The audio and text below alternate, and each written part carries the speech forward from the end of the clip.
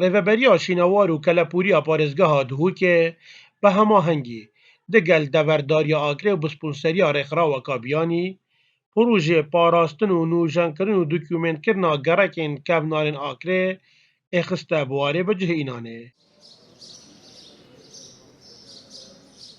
Armanca vî projeyî, parastin û dokûmentkirina cih û şêwazê avahî û cihên dîrokî yên gerekên Akrê yên kevnar e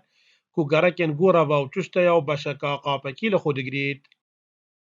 Rêveberiya şînwar û kelepûrên parêzgeha Duhokê bi hemahengî digel zankoya Duhok û piştevaniya parêzgeha Duhokê her wesa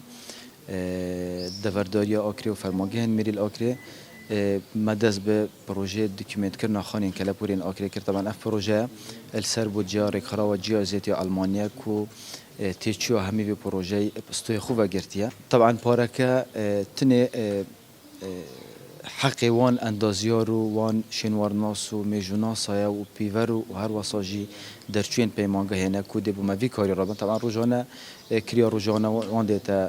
دانجله ورک خراویج بلی کو اف قرطاسی یان کو اف کاری کو بوم بست به فید دوکیومنتی کنه او همیدی بوم دابین کن دیما کار ببری شینوار کلا پورین آکری مهمی هولی دام کو اف جن شینواری بهینه پاراستن و خورستی آوان جن شینواری نیده تک دانو و اف جن شینواری لآینده دا ببنه اگر وی که کو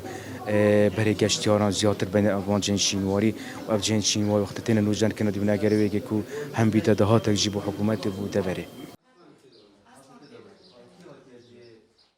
Ew gencên bi vî karî radibin,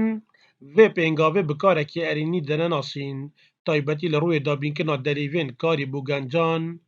nexwastme li devereka wekî Akrê.